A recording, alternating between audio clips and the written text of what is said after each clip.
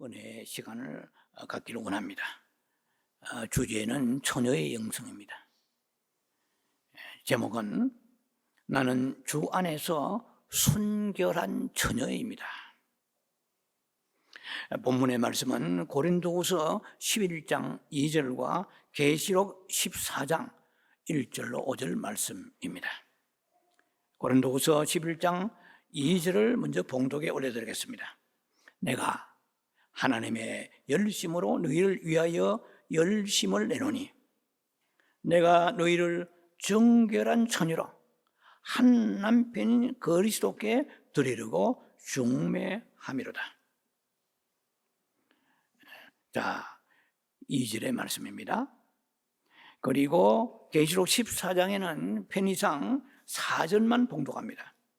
계시록 14장 4절. 이 사람들은 여자와 더불어 더럽히지 아니하고 순결한 자라. 어린 양이 어디로 인도하든지 따라가는 자며 사람 가운데에서 속량함을 받아 처음 익은 열매로 하나님과 어린 양에게 속한 자들이니. 자, 4절만 읽었습니다.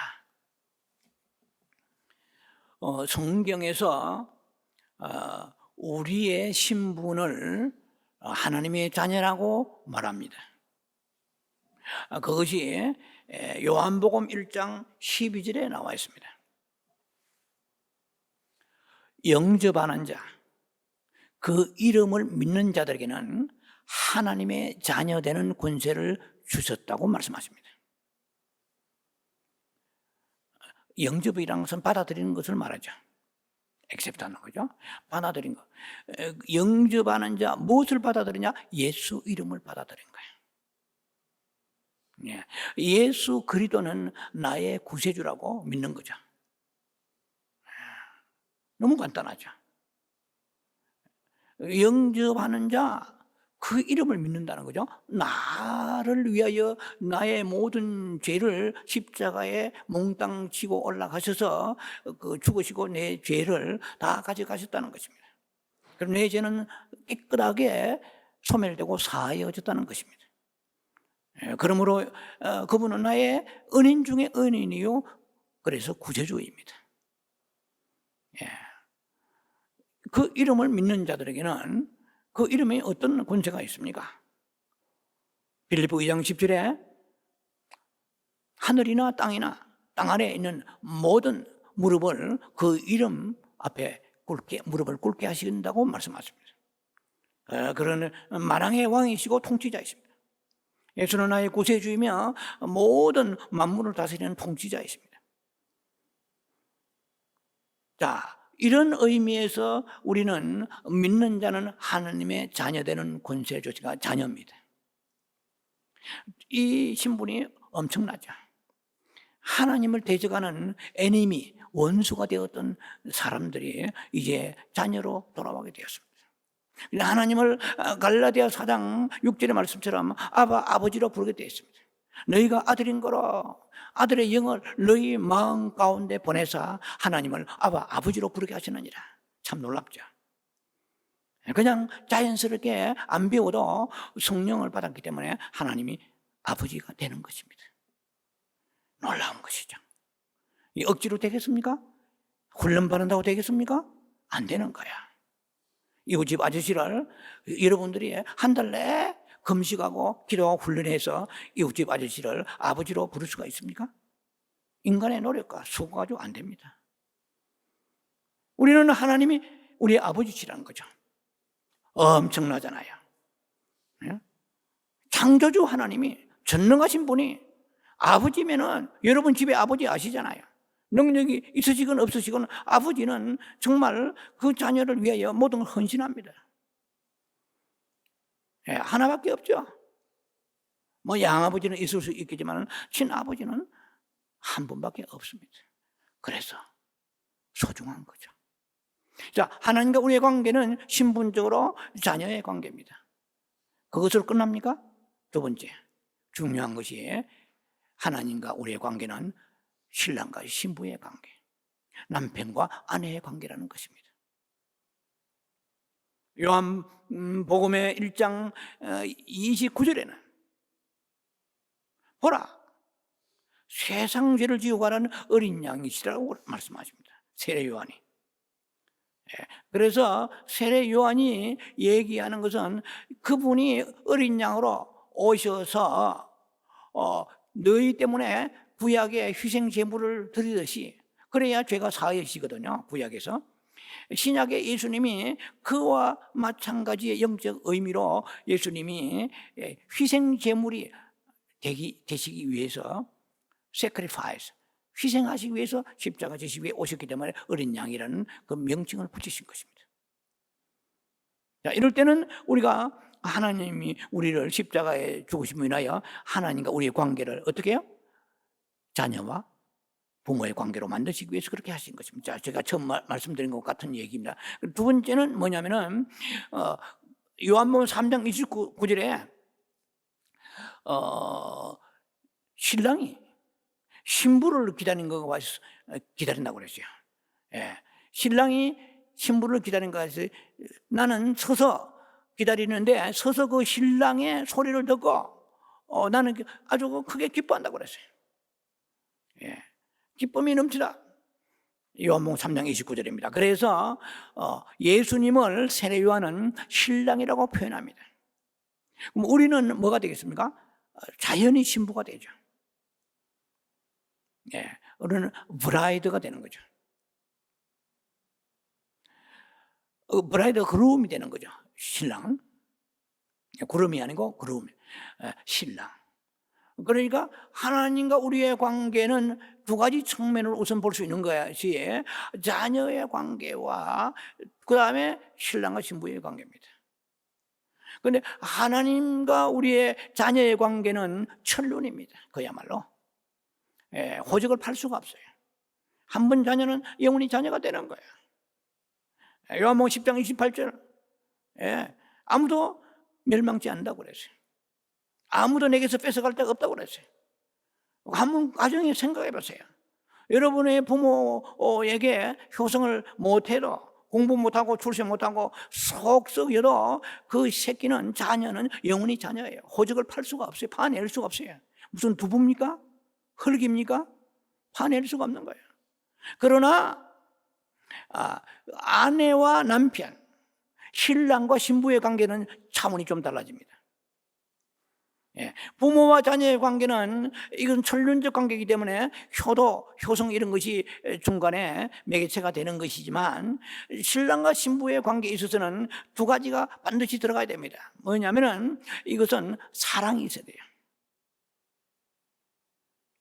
사랑이 식어지면 가정에 파탄이 오게 됩니다.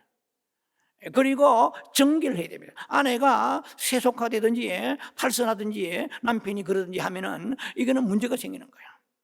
그래서 신부의 그 아내의 두 가지 원칙은 사랑과 정결입니다. 그래서 부부 간에는 이혼이 있어요. 부모와 자녀 간에는 영원히 뭐 이렇든 저렇든 그 관계를 떠나갈 수가 없는 것입니다. 파괴할 수가 없는 것입니다. 자, 그래서 하나님과 우리의 관계는, 한 번 맺은 관계는 일시적이다? 영원하다? 영원합니다. 이걸 가지고 한 번 구원은 뭐 영원하다, 중간에 구원을 잃는다, 온갖 신학적인 그런 그 가설들이, 뭐 그 신학적인 주장들이라 할까요? 이것이 주님 오실 때까지 계속될 거야. 그러면 목사님의 입장 무엇입니까? 저는 캘비니즘을 공부한 사람입니다. 그러나 좀 더 깊이 들어가야 될 부분들이 있지만은 그 자녀의 하나님과의 우리의 관계는 자녀입니다. 그러나 신부와 신랑의 관계는 좀 다릅니다. 이혼이 있다는 얘기예요. 파탄이 일어난 가정이 많다는 얘기예요. 왜? 아버지와 자녀의 관계가 아니기 때문에. 그러면 예수님은 우리의 신랑이시면 우리는 신부입니다. 그럼 신부답게 살아야 되는 거예요. 신부답게 예수를 믿어야 되는 거예요. 그러면 안 믿으면 어떻게 됩니까? 신부로서 자격이 상실되는 거예요. 그럼 어떻게 됩니까? 제가 말씀에 대책이 다 있어요. 오늘 그런 거 다 나눌 시간은 충만하지 않습니다. 제가 이미 설교 가운데 그런 것들이 녹록히 들어가 있습니다. 그러나 때가 이러면 뭐 다음 주라도 아니면 때가 이러면 그 선열매 사상에 대해서 말씀을 나눌 시간이 있게 될 것입니다.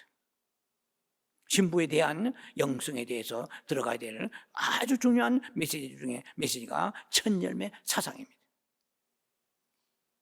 자, 오늘 본문에 보면은 고린도후서 11장에 2, 3절에 내가 하나님의 열심을 내놓으니 했습니다. 예, 내가 하나님의 열심을 내놓으니, 여러분은 영어 성경 다 나와 있습니다. I am jealous for you 돼 있어요. 열심이라고 돼 있지. enthusiasm이래요. enthusiasm, 열심이라는 말이 영어 성경 킹 제임스나 NIV에는 없습니다. 번역을 그렇게 했어요. 그런데 이건 질투입니다. 킹 제임스나 NIV 다 젤러시로 나와 있어요. 이게 굉장히 중요한 얘기입니다. 목사는 질투가 많아야 돼요.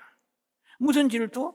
나무 교회가 크고 뭐 다른 사람 교인들이 잘 되고 다른 목회자가 유명해지고 이런 데 질투가 아니고 성도들의 영혼을 놓고 질투하는 목사가 진짜 목사입니다. 저는 질투가 조금 있습니다. 왜냐하면 여러분들의 믿음의 생활을 하나님 보시기에 기준에 그 저울의 편원에 달리지 아니하고 여러분들이 점점 희석되어 가는 걸 느끼면 가슴이 아프죠. 예, 정말 마음이 아플 때가 있습니다. 그러나 그런 거 표현하지 않죠.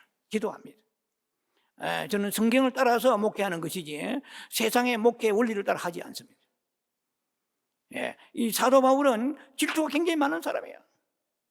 다른 사람이 출세하고 뭐 잘나고 뭐 좋은 차 타고 다니고 좋은 집 가지고 이런 데 질투가 아니에요. 성도들이 고린도 교인들이 너무나 세상을 사랑하는 거예요. 그래서 내가 너희들을 위하여 I am jealous for you, 너희를 위하여 질투하느니 무슨 질투? 마귀 밥이 되지 말라는 거야. 세상 사랑하지 말라는 거야. 쉽게 말하면 그렇게 예수 믿지 말라는 거야. 아니 성도들 헌금이나 하고 뭐 교회 와가지고 출석이나 잘하고 뭐 이렇게 별일 없어. 그게 아니에요. 영의 세계에 깊이 들어가 보면 바치는 게 있어요. 와서 닿는 게 있어요. 와서 느끼는 게 있어요. 목회자들 저뿐만 아닐 거예요. 부모는 자식에게 다 민감합니다. 왜? 사랑하기 때문에. 그냥 뭐 출석하고 헌금하고 뭐 모여가지고 흩어지고요 이렇게 하면은 모르겠지만 기도하는 종들에게는 그것이 와서 탔습니다. 이러면 안 되는데. 그러면 질투하죠. 이 홀리 젤러시, 거룩한 질투가 일어나게 되는 것입니다. 참담할 때가 있다는 것이죠. 목회를 오래 헤매면서 느끼는 게 한두 가지가 아닌 거예요. 하나님이 질투하신 하나님이기 때문에. 출애굽기 20장 5절에. 자, 그래서 너희를 열심을 내는데 이것은 질투하는 이런 뜻이에요. 거룩한 질투입니다. 왜? 네가 정결한 처녀가 아니라는 거야. 타락한 처녀란 거야. 정결한 처녀로 한 남편의 퓨어 버진이죠. 정결한 처녀로 한 남편의 원 허즈번드, 허즈번드, 투가 한 남편인 그 하나님, 한 남편인 그리스도의 한 남편인 그리스도만 생각하지 않는다 이 말이에요. 남편이 많다는 거예요. 쉽게 말하면 마음이 찢어져 있다는 거예요. 여러 망갈대로 이게 저기에 막 분주하다 말이에요. 하나님만 바라보지 아니하고. 그래서 내가 너희들을 목회하고 내가 네 복음을 전한다 이 말입니다. 목회를 위한 목회는 의미가 없습니다. 거룩한 영적인 질투를 가지고 목회를 해야 되는 거예요. 성도들이 영이 망가지지 않든 교회에 별 문제 없고 큰 어떤 사고 없이 이렇게 유야무야 넘어간다고 만족하는 것은 제가 볼 때는 참목회 길이 아니고 바울이 참목회자 아니지 않습니까? 참목회자지 않습니까? 왜냐하면 하나님의 마음을 그분이 가지고 계시기 때문에 그런 거예요. 뱀이 그 관계로 하와를 혼미케 한 것 같이 그러세요. 여러분요, 뱀은 사탄을 말하잖아요.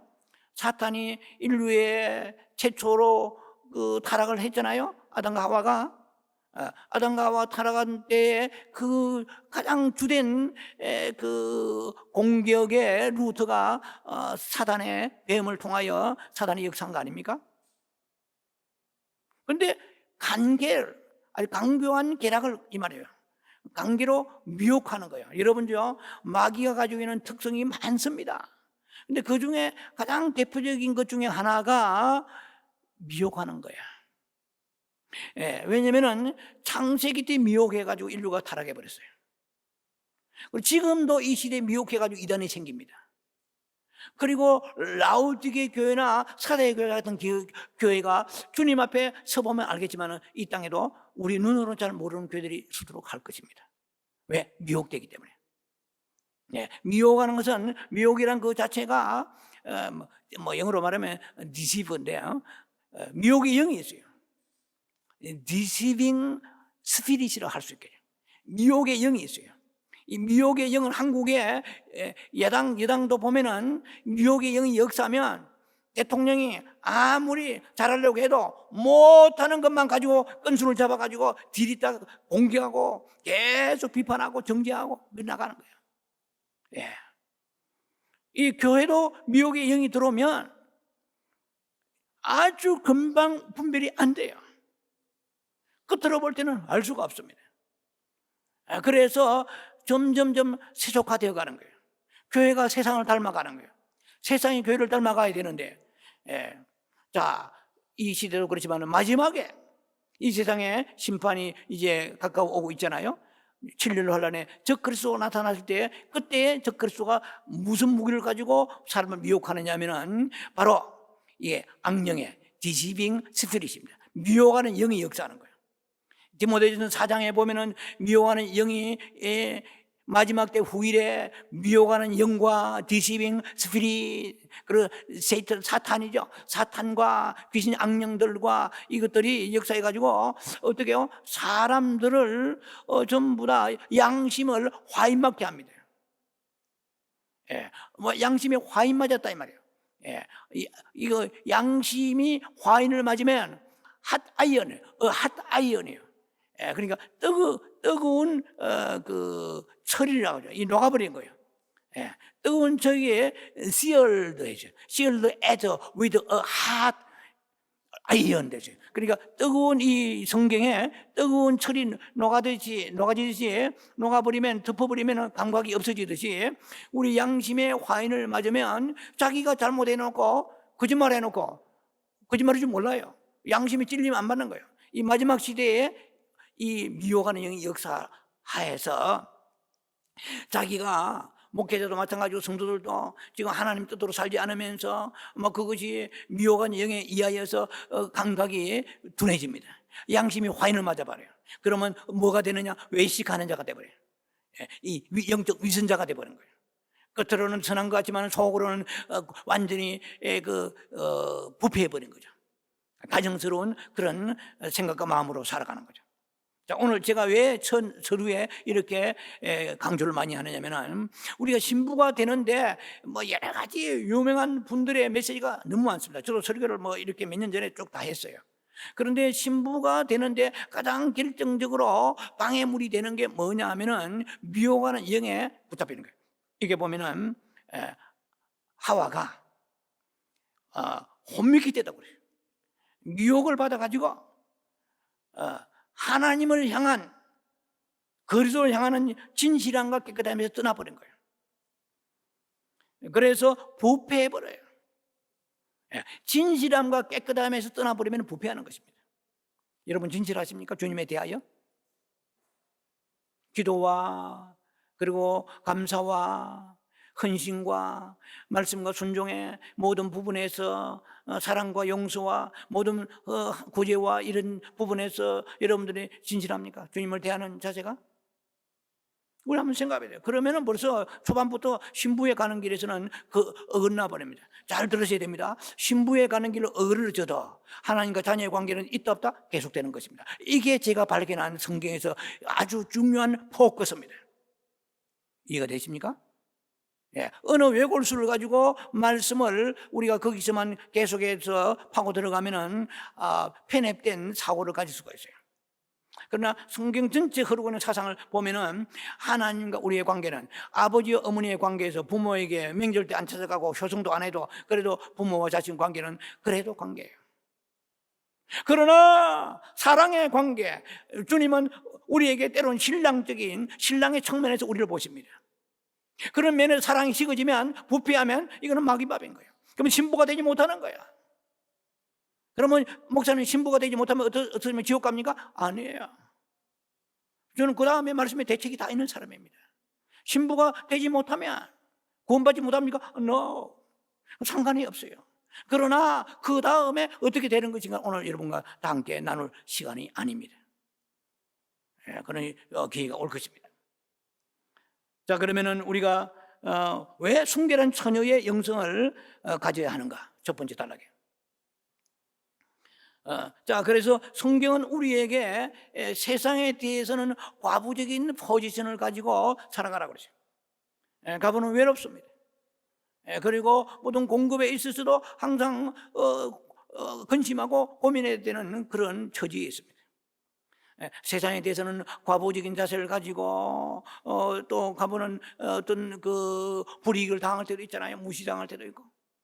우리는 그렇지 않은 때로는 과부적인 그런 측면에 놓여 있을 때가 많다는 것입니다. 그리고 그러나 또 받는 측면에서는 복되다는 거죠. 왜? 예수님이 남편이시니까 우리에게 공급하신다고 설교를 제가 지난번 다 했습니다. 또 한 측면에서는 우리는 처녀여야 된다는 것입니다. 이것은 사랑과 정결한 그런 자세를 가지고 주님을 대해야 된다는 것입니다. 자, 그래서 주님이 다시 오심을 기다리고 준비하는 사람에게 있어서는 가장 중요한 핵심 중에 하나가 정결한 처녀, 퓨어 버진, 정결한 처녀여야 한다라는 것입니다. 그래서 사도 바울은 그 고린도 교인들을 보니까 은사도 빵빵해요. 마흔, 예언 통역하고 뭐 신유 있고 굉장해요. 다시 오심을 기다린다고까지도 말해요. 종말론적인 신앙도 입에 침을 튀기면서 있는데도 불구하고 실제로 살아가는 삶을 보면은 정결한 신부가 아니요. 그래서 많이 부패되어 있다는 거죠. 자, 그래서 우리는 항상 조심해야 됩니다. 내가 주님에 대하는 자세가 진실하냐? 그리고 주님에 대한 우리의 그 자세가 그 정결하지 못하냐 말이야. 그러고 가지 못하는 생각 오면 당장 밀어넣어야 돼요. 그런 말이나 행동이 있으면 금방 회개해야 돼요. 그래서 다시 부패하지 아니하고 스포일하지 아니하고 그 퓨어 버진 정결한 처녀의 그 모습으로 돌아가야 됩니다. 타락한 처녀가 아니고 정결한 처녀의 그 자세를 가지고 주님을 바라보고 신앙생활 매일 그런 자세를 가지고 성경 읽고 그런 자세 가지고 예배드리고 그런 자세를 가지고 매일매일 생활 속에 직장도 출근하든지 그런 자세를 가지고 살아가야 되는 것입니다. 여러분 뭐 예를 들면 여러분 친구 중에 그 약혼자가 있다고 합시다. 그런 친구 중에 그 약혼자가 있는데 그 약혼자가 여러분 친구 몰래 친구가 멀리 출타 갔을 때 그 약혼자가 탈선하고 좀 이렇게 그 친구에 대한 그런 그 약속을 옳게 지키지 않는 그런 삶을 살아간다고 할 때에 친구를 아끼는 마음으로 여러분들은 질투하고 분노하게 될 것입니다. 남의 일이니까 발전 끼고 있을 수는 없잖아요. 사랑하기 때문에. 바울의 마음이 바로 고린도 교인들을 향하여 그런 마음을 가졌다는 것입니다. 왜? 그렇게 되면은 자녀로 관계에 있어서는 영원할지는 모르지만 신부로서는 그것이 자격이 없다는 것입니다.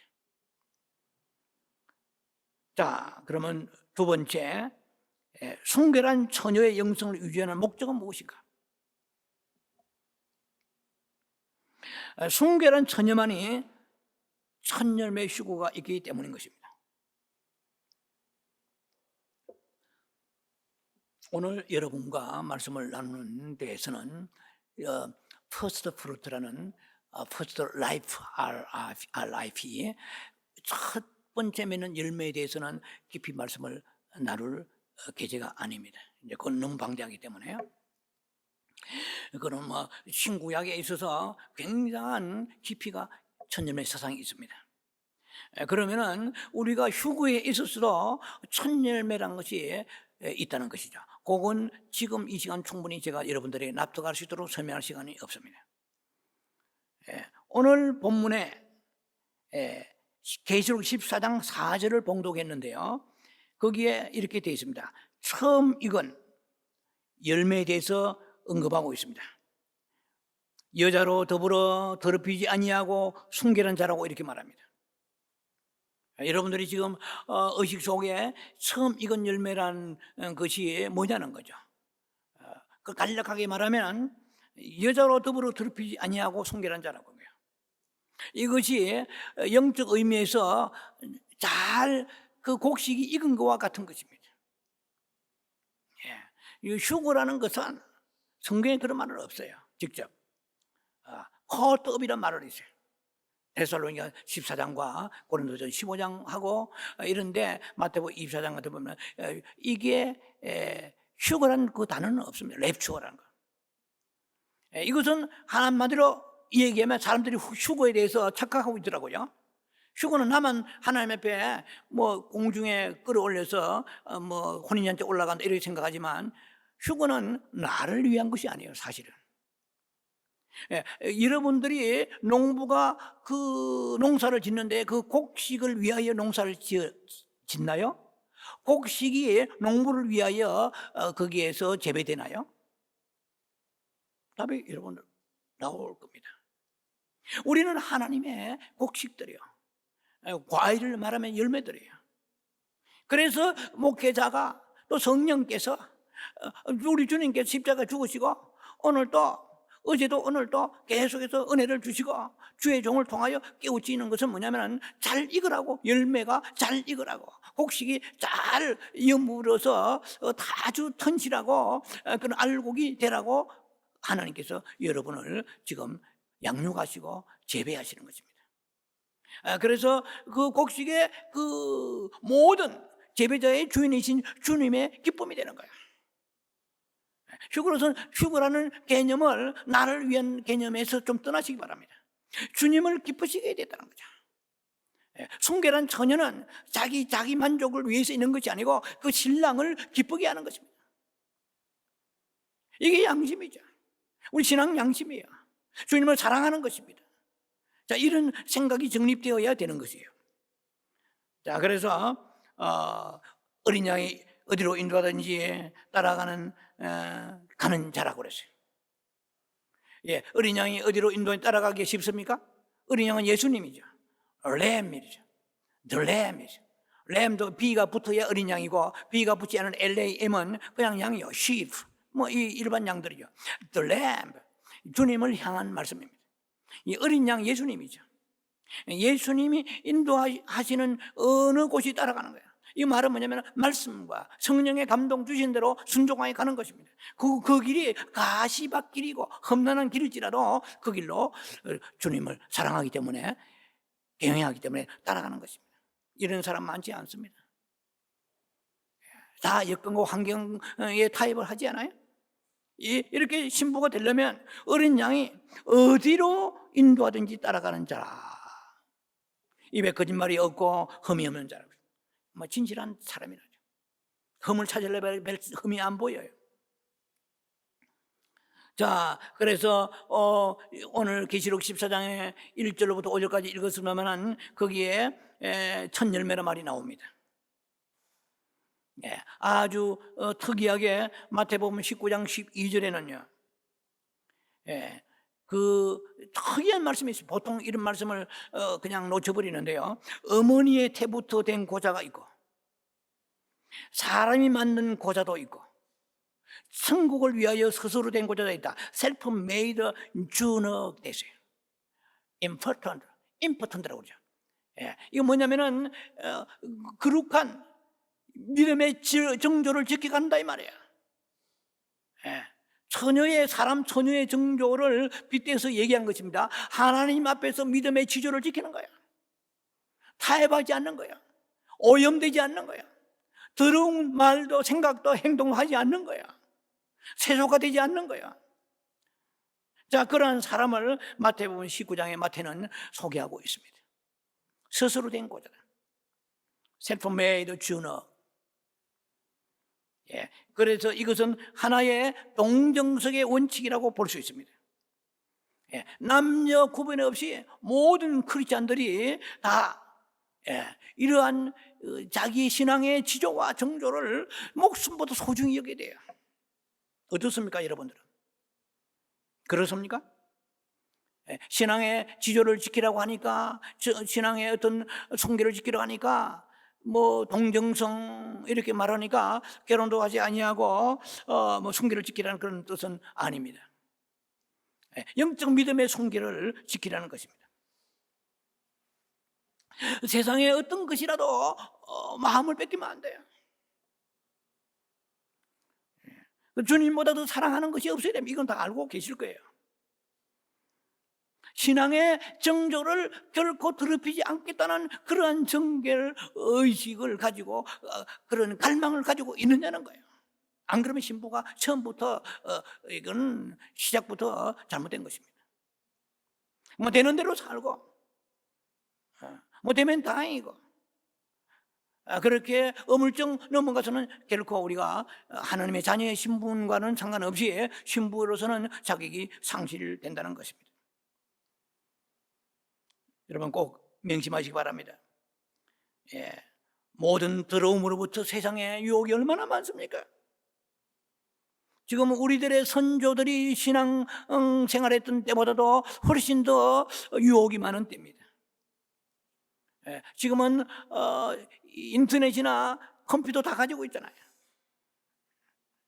그리고 뭐 전화기 한 대 속에 엄청난 정보를 우리에게 제공할 수 있는 그런 신무기 같은 것들이 있습니다. 그래서 신앙에 우리를 오염시키려고 사탄이 온갖 영적 바이러스를 가지고 공격합니다. 제가 최근에 제 전화기가 바이러스가 들었어요. 야, 이거 참 고약합니다. 여러분 전화기에 바이러스 그런 경험이 있는지 모르겠는데 이거는요 클린 하루에서 하면은 계속해서 이거 클린하면 저거 나오고 바이러스 숨어가지고요 진짜 살아있더라고. 고약해. 거의 다 죽였는데 지금도 몇 마리가 막 그냥 계속 나타. 지금 풀 다 됐다고 해놓고 좀 있으면 지금 더 풀 해야 된다고 그러고 정신없습니다. 그래서 바이러스가 코로나 바이러스만 있는 게 아니고 이 전화기 컴퓨터 바이러스가 있고 영적 바이러스 사탄이 우리를 미혹시켜서 하나님은 사랑이야. 뭐 그렇게 특별하게 믿으려고 그래. 광신자처럼. 네가 뭐 별개냐? 니나 나나 뭐 비싼데 니보다 더 똑똑하고 잘난 사람들이 이렇게 말이야 술도 하고 담배도 피우고 살아가대. 적당하게 믿으라고 사탄은 우리를 계속해서 유혹합니다. 자, 우리가 뭐 저속한 유튜브를 안 보고요 술과 담배를 끊고 타락한 세상의 유행과 문화 따라가지 않으려고 하는 것이 크게 죄가 되고 지옥 가고 멸망하고 저주받기 때문에 그런 것이 아니라 우리가 정말 순결한 신앙의 그 동정의 삶을 살면서 주님을 기쁘시게 하고자 하는 그런 마음이 있기 때문에 나는 결코 더럽혀지지 않을 거야. 나는 신앙의 지조를 지킬 거야. 왜? 주님을 위하여. 주님을 사랑하기 때문에. 값싸게 내 신앙을 지조를 팔고 싶지 않아. 사탄아 떠나가라. 네가 나를 넘어지게 하는 줄 알아. 예수님도 사랑하는 베드로가 주여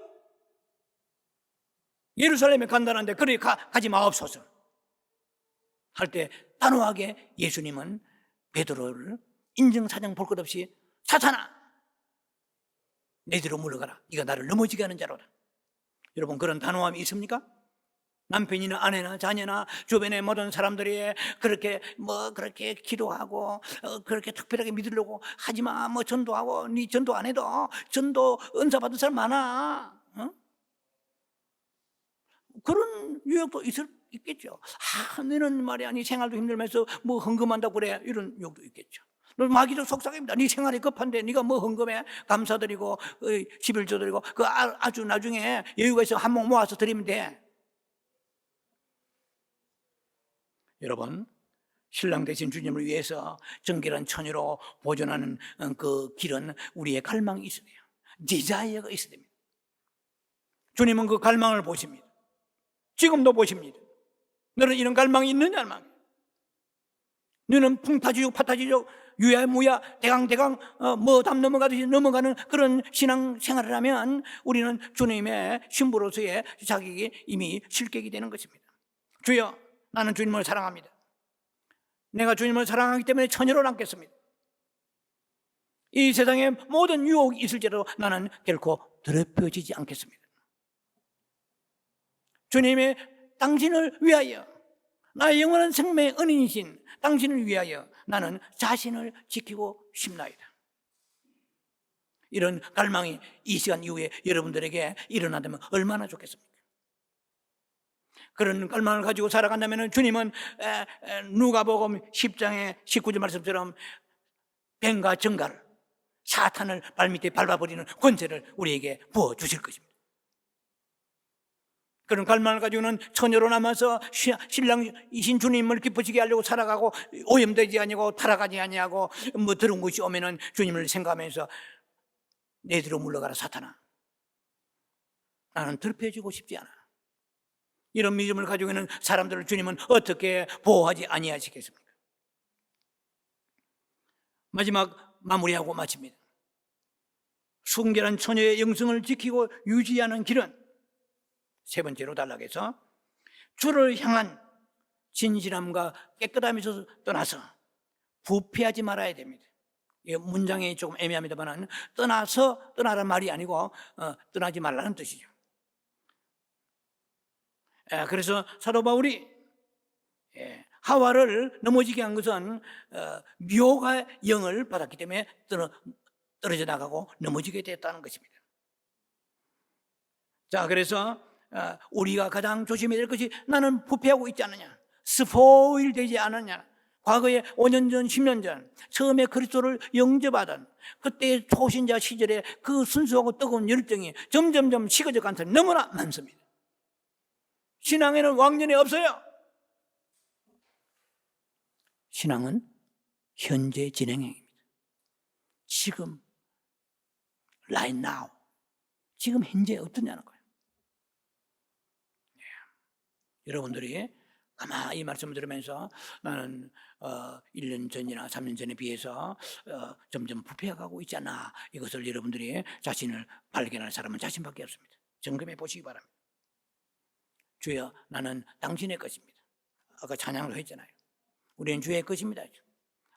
I am yours. 나는 당신의 것입니다. I am the Lord also. 나는 주님의 것입니다. 나의 즐거움이 당신께만 있습니다라는 그런 고백을 할 수 있도록 우리는 주님 앞에 나와서 서서 복종하며 순종해 가야 될 것입니다. 아가서 4장 12절에는 이렇게 되어 있습니다. 나의 누이, 나의 신부는 장근 동산이여 덮은 우물이여 봉한 샘이로다 되었습니다. 자, 이런 유명한 책도 나와 있죠. 이 아가서 4장 12절을 가지고 장근 동산, 덮은 우물, 봉한 샘이라는 이 말은 한마디로 말하면 나의 동산에는 아무도 들어올 수 없고 나의 우물은 아무도 퍼갈 수 없다는 것입니다. 이게 신부적인 영성의 자세인 것입니다. 자기를 지킨다는 거죠. 자기 신앙의 지조를 지킨다는 거예요. 아무나 때나게나 와서 내 신앙 훔쳐갈 수 없다는 것이에요. 네가 뭐라고 하든 나는 나의 길이 있다는 거예요. My way가 있다는 거죠.